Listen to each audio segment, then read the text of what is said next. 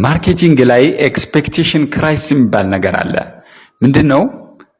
ደንበኞች ስለኛ ምርት ወይም አገልግሎት በርካታ ማስታወቂያዎች ይሰሙና የሆነ ነገር ስለኛ ኤክስፔክት ያደርጋሉ፣ ወይም ደግሞ የሆነ የሚጠብቁት ነገር አላቸው አእምሯቸው ውስጥ ያስቀመጡት ዘንድ ወደኛ ምርት ወይም አገልግሎት ወደ መጠቀም ሲመጡ ያ በአእምሯቸው የፈጠርነው ምስል አለ አይደል?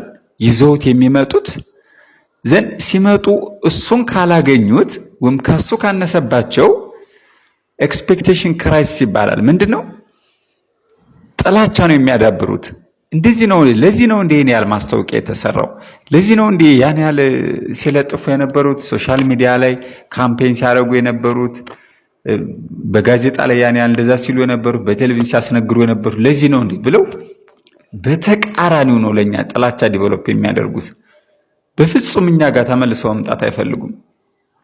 እኔ አስታውሳለሁ የሆነ ጊዜ ከአንድ ዓመት በፊት የሆነ ቤት ነውና ቲክቶክ ሪቪው የካፌ ሪቪው የሚሰራ ልጅ እንትና የሚባለው ካፌ በርገራቸው የሚገርም ነው፣ ፒዛቸው የሚገርም ነው ብሎ ሄድንና ቲክቶክ ላይ አየሁትና ሄድኩኝ። እዛ ቤት ሲሄድ ፒዛ አለ?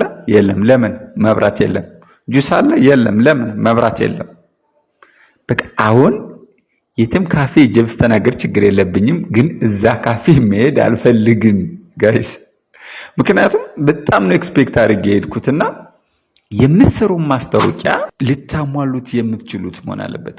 ከቻላችሁ ከማስታወቂያችሁ በላይ ሆናችሁ መገኘት አለባችሁ። ካልቻላችሁ ግን በማስታወቂያችሁ ልክ መሆን አለባችሁ። ይህ ነገር ለቢዝነስ ብቻም አይደለም፣ ለሪሌሽንሺፕም ይሰራል። ሪሌሽንሺፕ ላይ ብዙ ጊዜ ኩል እንጫወታለን ሰዎችን፣ ያው መጀመሪያ ለመግባባት ማለት ነው። ከዛ ያ ሰው ጠብቆ የመጣው ነገር እኛ ጋር አይኖርም። ከዛ ሪሌሽንሺፕ ላይ ችግር ይፈጠራል ማለት ነው። ሶሻል ኤክስፔክቴሽን ክራይሲስም አለ፣ ቢዝነስ ኤክስፔክቴሽን ክራይሲስም አለ፣ ፐርሰናልም አለ፣ ፋይናንሻል ኤክስፔክቴሽን ክራይሲስ አለ። አሁን ባንኮች ብዙ ነገር እንድንጠብቅ ያደርጉናል። የኛ ባንክ ከኛ ጋር እሱ አብረው ይደጉ ይልሃል፣ ግን ኮላተራል ከሌለ በስተቀር እዛ ባንክ ስትሄድ ምንም የምታገኘው ብር ስጡኝ አበድሩኝ ነው የምትለው። ምንም አይነት ኤክስፔክት ያረከው ነገር እዛ ስትሄድ የለም በቃ ማለት ነው።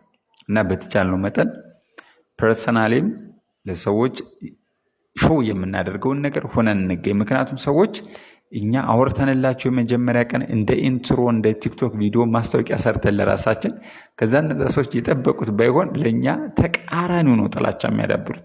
ምንም ነገር ጠብቀው ባይመጡ እኮ ባለው ነገር ተስተናግዶ ይሄዳሉ። ሌላም ቀን ሊሻሻል ይችላል ብለው ይመጣሉ። ጠብቀው መጥተው ካጡ ግን ኮምፕሊትሊ የሚናደዱት ማለት ነው።